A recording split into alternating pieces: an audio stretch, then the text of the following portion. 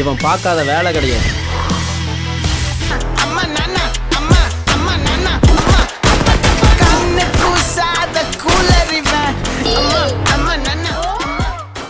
Hi everyone, welcome to Om Brewok Stories. Semoga kalian sehat selalu dan diberikan rezeki yang berkah ya. Kali ini Om akan membahas alur cerita film action koplak dari India Selatan ya. Film yang berjudul Gulu-Gulu keluaran tahun 2002 ini mengisahkan seorang suku pedalaman Amazon yang tidak bisa tua, terdampar di Tamil Nadu, India. Karena pengalaman pahit masa kecilnya, dia nggak bisa menolak apapun kalau dia dimintain tolong. Namun karena kebiasaan baiknya itu, dia malah harus kena sial di mana-mana. So, mau tahu kekoplakan film ini? Nggak usah pakai lama. Bember Om Brewok Story dah.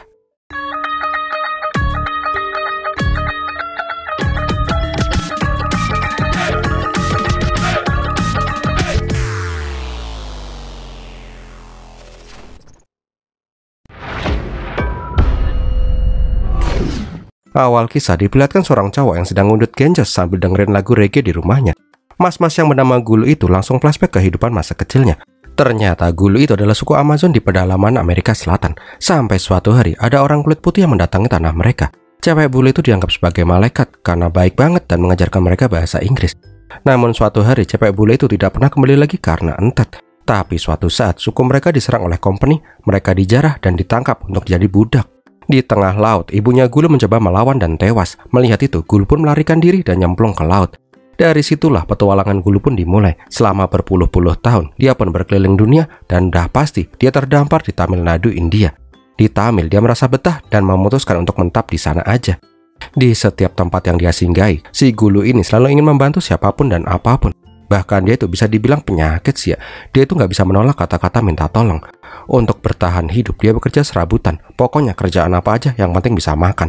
Namun kebiasaan gemar membantunya itulah kadang-kadang malah membuat dia jadi apes. Niatnya sih ngebantuin, malah mencahin pot tanaman. Mau nyeberangin nenek-nenek, malah diseruduk fiction. Pokoknya dia tuh lebih sering sial daripada ngebantu orang.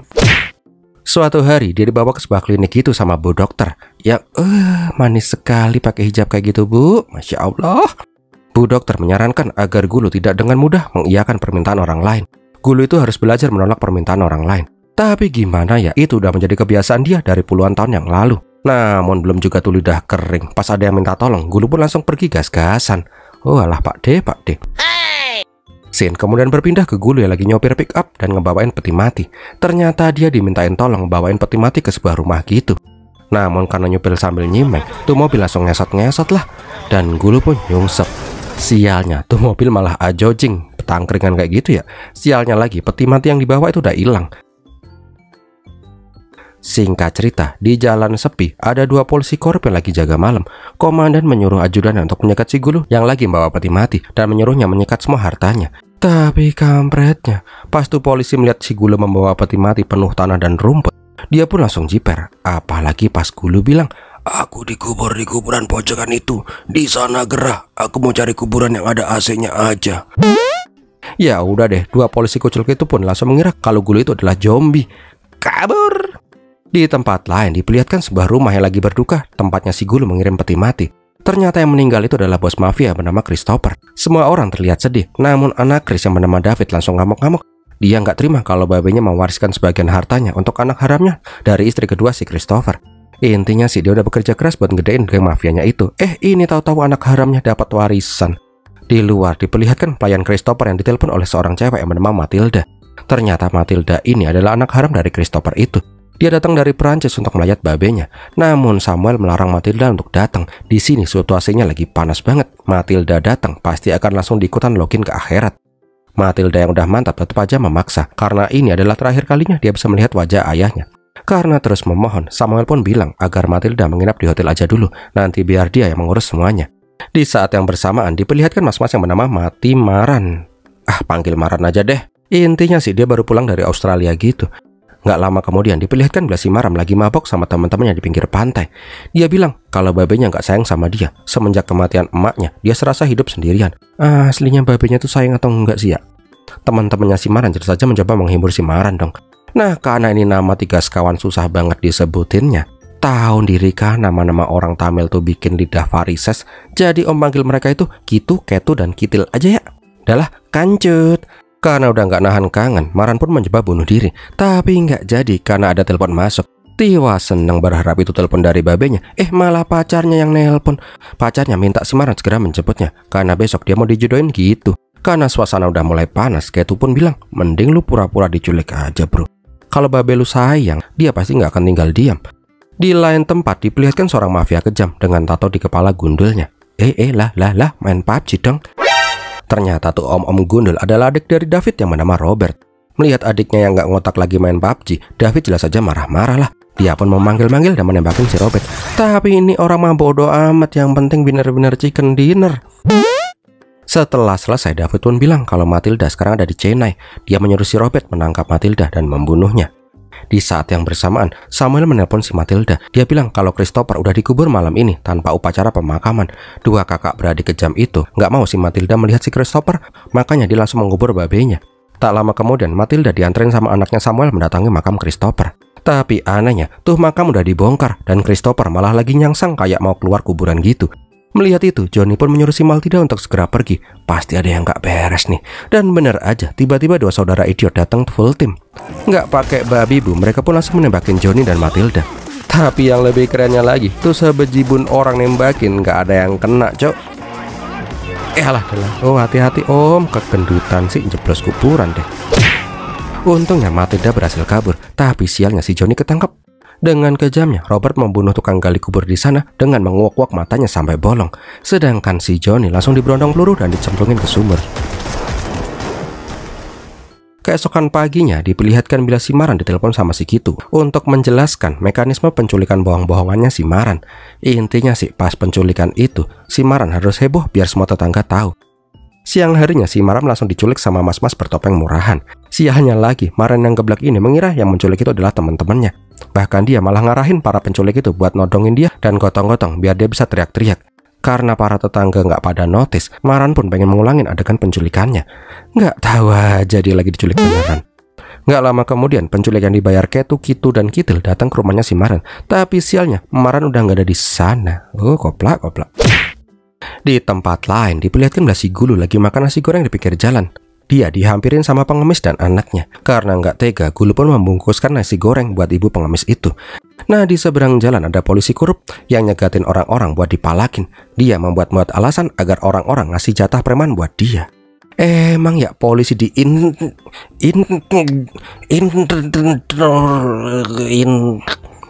India itu terkenal korupnya ya. Bakso. Duh, ada tukang bakso lagi di depan. Nah, di saat itu pengemis yang sebelumnya dikasih nasi goreng sama si Gulu malah direbut nasi gorengnya. Waduh, parah bener nih polisi India. Melihat itu, Gulu pun langsung menghampiri pengemis tadi. Dia bilang akan membelikan makanan lagi. Tapi ibu pengemis bilang dengan marah-marah, dia itu juga manusia, kenapa semua orang pada jahat sama dia? Kalau kamu mau ngebantu, tampar tuh polisi korup di depan umum. Hah? Berani nggak? Karena nggak bisa menolak permintaan orang, si Gulu pun langsung berniat menampar tuh polisi. Dia pun langsung mendatangi semua penjual di daerah itu sambil bilang was. Setelah itu dia nyikat HT milik ajudan polisi dan langsung menghubungi si Vardan. Gulu bilang kalau dia adalah agen RAW yang lagi mengawasi teroris. Dia meminta si Vardan untuk menyingkirkan mobilnya dari sana. Kalau nggak, Vardan akan ditempeleng. Vardan jelas saja nggak mau percaya begitu aja. Gulu juga bilang kalau orang-orang yang menatapnya sekarang itu adalah agen rahasia juga. Dan benar aja, semua orang yang sebelumnya Gulu ajak ngobrol menatap tajam si Vardan. Nggak pakai lama, si Gulu pun datang menghampiri polisi korup itu sambil pakai masker tas kresek. Nggak pakai babi bu, dia langsung menempeleng si Vardan dan menyuruhnya untuk pergi. Ya langsung kaburlah tuh polisi korup. Melihat hal itu, tiga sekawan merasa bila Gulu yang pemberani pasti bisa menolong mereka. Nggak pakai lama, Kitu, Ketu, Kitil langsung memohon bantuan si Gulu untuk menyelamatkan si Maran. Ya gimana ya, si Gulu kok dimintain tolong. Tanpa mikir, dia pun langsung mengiyakan permintaan itu. Singkat cerita, Gulu dan tiga sekawan pun mendatangi rumahnya si Maran. Tapi pas sampai di sana, ada pacarnya Maran yang bernama Fedi Fukarashi. Ya Allah, nama-nama orang Tamil kok bikin lidah ketombean ya. Dah om panggil Vidi aja deh, susah bener ngasih nama orang. Ternyata Vidi ini kabur dari rumah dan ingin tinggal bersama si Maran. Setelah diceritain si Maran diculik sama Wewe Gombel, Vidi pun menceritakan kenapa dia bisa kabur. Beberapa jam sebelumnya, si Vidi ini mau dijodohin sama mas-mas yang bernama Harjo. Nah, pas Vidi memanggil si Harjo, dia pun langsung gas-gasan. Di dapur Vidi bilang kalau dia udah punya pacar dan gak mau nikah sama si Harjo. Di sini Harjo pun bilang, itu hal lumrah, paling mantanmu berapa sih? Tapi si Vidi malah bilang mantannya 50 orang. Ya si Harjo langsung kabur lah. Karena hal itulah babenya Vidi ngamuk-ngamuk. Punya anak udah kayak Indomaret, setiap ada cowok dibilang selamat datang kakak. Karena udah gak punya tujuan lagi, Vidi pun akhirnya malah ngintil Gulu dan 3 sekawan koplak untuk menyelamatkan si Maran. Gak lupa, walaupun mereka ingin menyelamatkan si Maran, si Gulu tetap membantuin orang-orang di perjalanannya itu. Di lain tempat diperlihatkan 4 orang penculik yang merupakan pengungsi dari Sri Lanka. Karena namanya susah banget ya, Om kasih nama mereka seenak udelnya Om aja ya. Roni, Tony, Sony, sama Bambang. Lanjut. Nah, di lain tempat diperlihatkan bila si Samuel sedang disiksa. Kakinya dibor-bor gitu agar mengaku di mana si Matilda. Namun Samuel tetap aja nggak mau bilang. Dia bahkan mengutuk 2 saudara koplak ini mati secara mengenaskan. Ya udah deh, langsung dibuat entet si Samuel. Setelah membunuh si Samuel, Roni menelpon si David. Dia bilang dia udah dapat orang yang hendak diculik. Tuh cowok gampang banget kok diculiknya bos. Mendengar kata-kata cowok, David pun bingung. Gimana bisa 4 koplak ini bisa salah? Udah jelas-jelas disuruh nyulik cewek yang bernama Matilda. Sejak kapan Matilda punya batang? Karena Roni dan anak buahnya gagal, David pun meminta si Roni untuk membawa Matilda. Kalau enggak, uang 1 juta rupiah. Lah jelas aja si Roni langsung ke teman-temannya. Siapa yang kemarin yakin benar siapa target kita? Sony dengan mantapnya bilang kalau dia tuh apal banget target yang harus diculik. So, kita flashback beberapa hari sebelumnya yuk. Diperlihatkan bila David dan Robert meminta 4 koplak ini untuk menculik. Tapi karena nggak punya foto si Matilda, Robert ngasih tunjuk TikToknya si Matilda. Koplaknya, Sony malah fokus ke mas-mas brewokan yang ternyata itu adalah si Maran. Mas Sony, semenjak kapan mbak-mbak yang namanya Matilda punya brewokan kayak gitu ya? Ya jelas aja lah, si Maran langsung ngekek lah.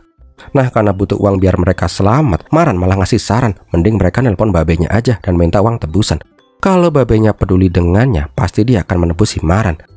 Koplaknya, 3 sekawan yang merupakan penculik karbitan ini malah mau latihan dulu. Dia pun asal nelpon ke kontak HP-nya si Maran. Dan sialnya, yang ditelepon itu adalah nomornya si Gitu. Dengan lantang, Roni minta uang tebusan 1 juta rupiah. Kalau enggak, batangnya si Maran akan dipenggal. Jelaslah mereka pada bingung parah, uang dari mana? Gulu mengatakan dia punya rencana untuk mendapatkan uang 1 juta rupiah dengan cepat. Pertama-tama mereka harus kembali ke rumahnya si Maran dulu. Di lain tempat diperlihatkan bila si David turun langsung mencari si Matilda. Ketika dia nanya ke tukang penjual kalung, mereka bilang kalau pernah lihat tuh cewek. Tapi mereka malah rebutan pelanggan. Ya udah deh, mereka malah diangkut ke pick up. Di atas pick up masih aja ribut. Nggak lama kemudian si David juga nanyain mbak-mbak berbatang, pendeta yang kebetulan lewat, dan mas-mas gila yang ngomong alor ngidul. Koplaknya, setiap orang yang ditanyain di jalan, semuanya pada diangkut. Lah, udah pakai truk aja sekarang. Kampret. Udah kayak piknik aja bos, santai bener, ini lagi diculik loh. Di tempat lain, si Robert juga turun ke jalan. Nah, pas dia lagi nanyain bocil-bocil yang lagi nongkring, Matilda melihat si Robert dan langsung kabur. Tak lama kemudian diperlihatkan kumpulan orang-orang koplak yang berjalan dengan keren. Lah, malah rebutan jalan di tengah. Sesampainya di rumahnya si Maran, Gulu baru sadar kalau keluarganya Maran itu adalah keluarga insinyur roket. Nggak cuman itu sih, si Vidi kaget karena ada emak-emak yang duduk di kursi. Ternyata itu adalah patung dari almarhum emaknya si Maran. Bikin kaget aja. Udahlah, pokoknya si Gulu menjelaskan gimana mereka bisa mendapatkan uang, yaitu dengan menjual barang ke mafia yang punya hobi jual beli barang antik. Siapa lagi? Si David dan Robert lah. Gulu cerita kalau Robert itu sangat terobsesi dengan barang antik. Dia nggak akan segan-segan menggelontorkan uang banyak demi barang yang dia mau. Nggak pakai lama, Gulu pun langsung menghubungi si Robert dan bilang kalau dia punya barang yang sangat langka. Jelas aja lah si Robert langsung jadi penasaran. Terus apa dong yang mau dijual sama Gulu ke Robert? Ya nggak tahu, mikir nanti aja deh. Oh kampret. Malam harinya si Gulu bingung parah di samping patung emaknya si Maran. Enaknya ngejual apa? Malah bubuk. Kembali lagi ke Vardan, diperlihatkan dia tuh bingung kenapa para agen rahasia yang kemarin masih standby dan menyamar jadi penjual juga. Karena penasaran, Vardan pun menanyakan ke emak-emak penjual gorengan. Di sini Vardan baru sadar kalau kemarin itu dia digoblokin sama si Gulu. Nah, di saat si Vardan sadar dia lagi dikibulin Gulu, di rumahnya si Maran diperlihatkan orang-orang merobos masuk. Ternyata mereka adalah anak buah si Robert. Robert ingin melihat secara langsung barang apa yang Gulu punya. Intinya sih kalau Robert puas, dia akan membiarkan si Gulu dan yang lain untuk hidup. Kalau ternyata barangnya zong, mereka akan login ke akhirat. Tapi pas lagi keren-kerennya pidato, Robert malah ditantang PUBG sama tim dari Cina. Bentar bos, lagi seru nih, belum bisa mabar. Gak lama kemudian diperlihatkan bila si Gulu menunjukkan sebuah apa ya itu ya? Bangkainya. Gulu bilang kalau itu adalah bom nuklir yang mau diledakkan Jepang di Perang Dunia Kedua di Chennai. Untungnya tuh bom majen dan sekarang jadi milik keluarganya si Maram. Hebat bener ngibulmu, Mas. Ternyata semalam Gulu itu membuat bom itu karena bingung mau ngejual apaan. Dan kerennya lagi, walaupun cerita si Gulu itu nggak ngotak, si Robert malah percaya-percaya aja lagi. Tapi pas mau minta bayaran, Robert malah pengen nembak si Gulu. Namun gak lama kemudian malah ada yang ngetok-ngetok pintu pakai penggorengan. Pas dicek ternyata ada player PUBG yang ingin balas dendam karena kalah sama timnya si Robert. Ya udah deh, semua hewan kaki 4, isi selangkangan, pokoknya semua kata-kata kotor pada keluar. Di saat itulah Gulu mencoba kabur. Di tengah adu tembak. Dor dor dor dor. Ting ting ting. Ceplok ceplok.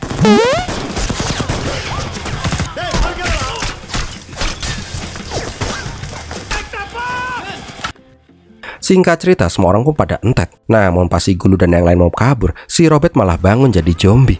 Dengan bermodalkan pistol, si Gulu pun akhirnya membunuh si Robert. Setelah membunuh si Robert, Gulu pun keluar dengan membawa ikan yang akuariumnya dijadiin rumah bom abal-abal. Namun pas ngeliat koper di mobilnya si Robert, dia pun gak lupa ngebantu uang buat ngebebasin si Maran. Melihat si Gulu yang keren banget, sekarang pas kawan gak mau jalan di tengah lagi. Uluh-uluh pakai kipas-kipas ketombel lagi. Di tempat lain, diperlihatkan si David merasa shock adiknya yang imut-imut harus mati mengenaskan. Tapi tangan kanan David yang bernama Kumar bilang dia menemukan orang Cina yang selamat. Nggak pakai basa-basi, tuh engkoh-engkoh langsung disiksa. Dari mulutnya dia bilang yang membunuh Robert itu adalah mas-mas brewokan yang dia tidak kenal. Tak lama kemudian diperlihatkan polisi datang ke TKP rumah Maran. Namun si Fardan bukannya nanya soal perang geng PUBG, dia malah nanya mobil milik si Gulu. Roman-romannya dia tuh dendam benar sama si Gulu ya. Nah pas di sana dia juga nemu buku saku milik si Gulu. Dia menyadari kalau orang di dalam lukisan itu adalah si Gulu. Sialnya lagi, di buku saku itu ada nomor teleponnya si Gulu. Ya udah deh, Gulu yang lagi bobok manis di hotel mewah diancam akan dibunuh sama si Fardan lah. Ketika menyadari itu, dia langsung meminta semua teman-teman koplaknya untuk bersiap-siap kabur. Di saat yang bersamaan, Kumar menyadari kalau si Matilda juga nginep di hotel yang sama dengan si Gulu. Tapi untungnya Matilda dan Gulu CS bisa kabur sebelum mereka kegap sama orang-orang yang memburu mereka. Koplaknya lagi, pasti Matilda berhasil kabur pakai ojek. Orang-orang di atas truk bilang, "Bos, itu cewek yang lu cari tadi naik motor." Enak bener mas di atas, udah kayak piknik beneran aja. Singkat cerita, diperlihatkan si Matilda kabur naik bis gitu. Kakaknya meminta si Matilda untuk segera kabur ke kota Mumbai aja dan langsung kabur ke Perancis. Karena kebelet pipis, dia pun ke WC umum dulu. Karena nggak punya uang kecil, mas-mas itu menyuruh Matilda untuk masuk dulu, kembaliannya nanti. Kampretnya, pas minta uang kembalian, tuh mas-mas malah nyolot. Dia malah bilang, kalau mau uang kembalian, sini jaga WC sampai puas. Sialnya di tempat itu, 4 sekawan penculik juga lagi makan di sana. Koplaknya, karena kebanyakan makan yang pedes-pedes, mereka pun mules-mules. Nah, pas melihat si Matilda yang lagi jaga WC, Sony kayaknya kenal gitu. Tapi siapa ya? Benar aja pas ada lagu TikTok Dalamo, Sony pun langsung sadar kalau tuh cewek adalah orang yang seharusnya mereka culik. Karena hal itulah 4 sekawan langsung pengen menculik si Matilda. Singkat cerita, mereka pun beraksi dengan berpura-pura kejengkang di kamar mandi. Abis itu langsung ngebius si Matilda. Namun sialnya tuh mobil culik bangkotan susah bener hidupnya. Alhasil bukannya bisa kabur dengan epic, mereka malah dikerumunin sama orang-orang satu terminal. Ketika udah ketahuan mereka itu adalah penculik, baru deh tuh mobil bangkotan bisa hidup. Nah, kembali lagi ke Gulu. Di sebuah bengkel diperlihatkan mobil Gulu lagi diservis. Tapi pas 3 serangkai melihat berita, mereka jadi jiper sendiri. Mereka tidak menyangka akan terjebak di situasi seperti ini. Dengan jahatnya mereka bilang, pokoknya secepatnya kita menebus si Maran. Habis itu tinggalin si Gulu, biar dia aja yang ketangkep polisi. Copot. Ini kenapa sih si Vidi ketakutan bener pas ngeliat nenek-nenek tukang teh?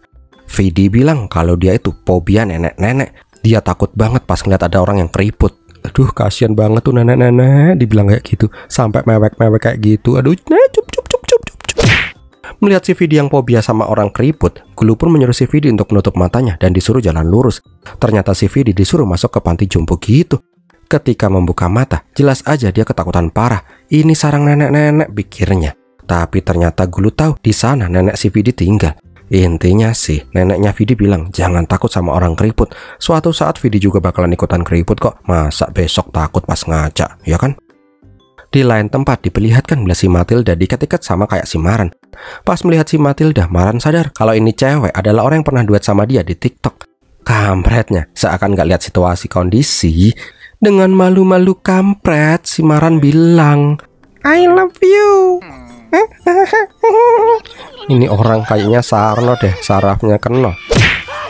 Di lain tempat, 4 penculik menelpon si David kalau mereka udah nemu si Matilda, jadi mereka nggak wajib ngasih uang 1 juta rupiah, ya kan?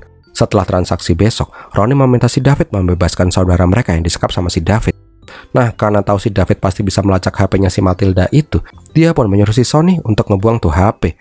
Tapi guguknya, om-om muka lucu ini malah ngalungin tuh HP ke guguk dong. Kreatif sekali kamu, om. Nggak lama kemudian, diperlihatkan si Vardan datang menemui si David. Dia bilang dia tahu siapa yang membunuh si Robert. Jelas aja, si David langsung nanyain, apakah benar ini mas-mas brewokan yang membunuh si Robert? Setelah menjawab iya, engkoh-engkoh itu pun langsung dibunuh. Tapi kenyataan yang sebenarnya, yang membunuh si Robert itu adalah dia yang pakai shotgun.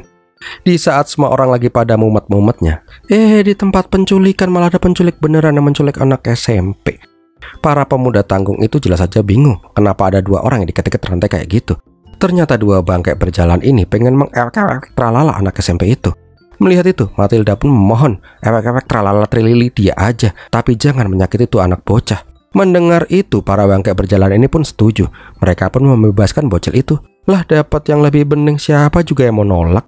Ketika tuh kampret mau mentralala trilili Matilda, dia langsung mengambil parfum spray dan mengambil korek.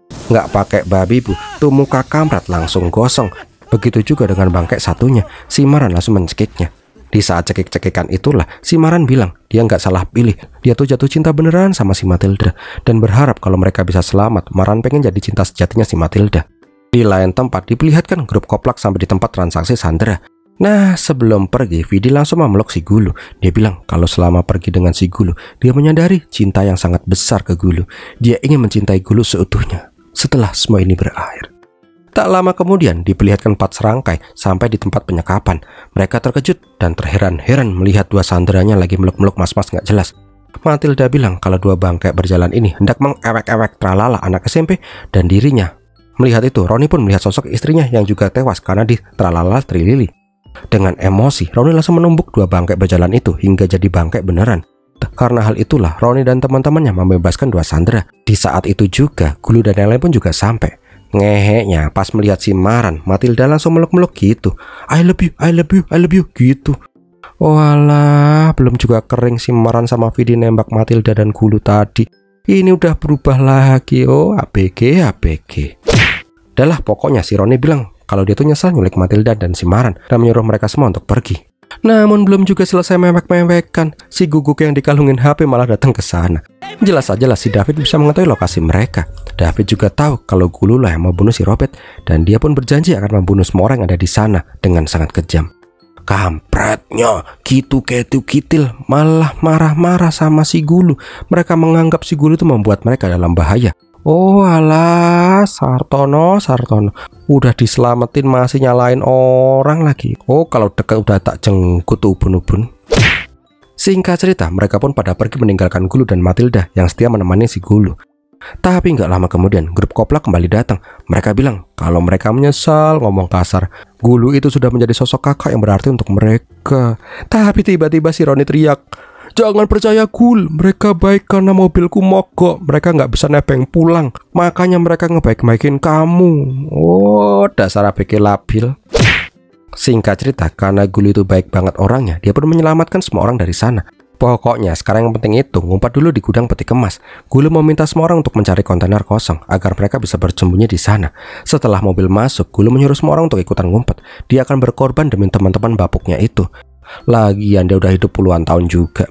Mendengar itu si Maran pun sadar. Dia bilang biar dia aja yang berkorban. Toh David nggak mengenali dirinya. Maran nggak mau si Gulu kesusahan lagi. Karena semua sudah sepakat, akhirnya yang menjadi umpan adalah si Maran. Singkat cerita, tuh kontainer diangkat biar si David nggak curiga. Sayangnya tuh mesin katrol malah macet. Di tempat lain diperlihatkan si David sudah siap dengan pasukannya. Bahkan dia membawa zombie segala lagi. Sore harinya David dan rombongan udah sampai di sana. Di sini si Maran pura-pura kalau dia tuh kabur dari 4 penculik. Namun si David nggak se-on si Robert. Dia pun langsung tahu kalau si Maran itu lagi ngibul. Alhasil si Maran pun langsung digebukin rame-rame. David bilang kalau Gulu nggak mau menyerah, Maran akan dibuat entet. Karena nggak tega, David pun berteriak, ya udah pasti itu kontainer gelantungan, langsung diberondong peluru lah sampai tuh kontainer nyungsep. Melihat kekejamannya si David, semua orang yang di truk pun jelas saja langsung pada bubar jalan lah. Mereka baru sadar kalau mereka tuh nggak mau diajak piknik, tapi mau dieksekusi. Kampretnya lagi, para santri yang ketangkap langsung dimandiin sama bensin. Intinya sih kalau mereka nggak bisa ngebuka tuh kontainer, mereka akan dijadiin kebab. Sedangkan di dalam semua orang udah mulai pasrah. Tapi pas mengingat spray dan api buatan Matilda tadi, Gulu pun punya ide. Dengan ilmu MacGyver, dia pun langsung membuat flamethrower. Keren ya film India. Untung ini film komedi. Nggak ngotakan masih bisa ditolerir, ya kan? Malah diem-diem baik. Serang cok. Tawuran.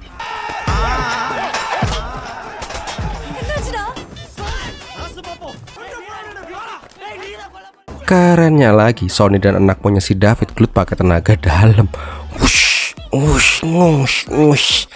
Gitu terus sampai tuh kaki pegel. Nah, pas si Matilda berhasil ketangkap sama David, Om Bambang langsung ngeplakin si David. Dan dia pun nunjukin jurus tongkat Dewa Keblinger.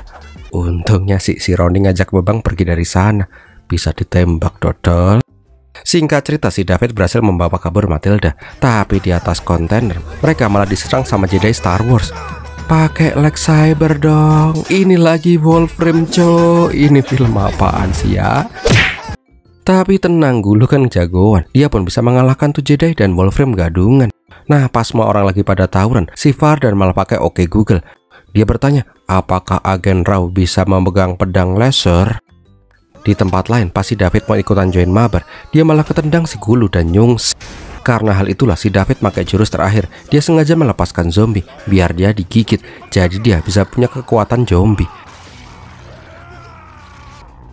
Setelah digigit, David pun langsung berubah jadi zombie. Dia pun kebal dari segala pukulan. Kok tapi tetap sakit ya? Ini zombie KW atau gimana sih ya? Singkat cerita, Gulu yang mau kabur diserang sama si David. Ya udah deh, mereka pun duel.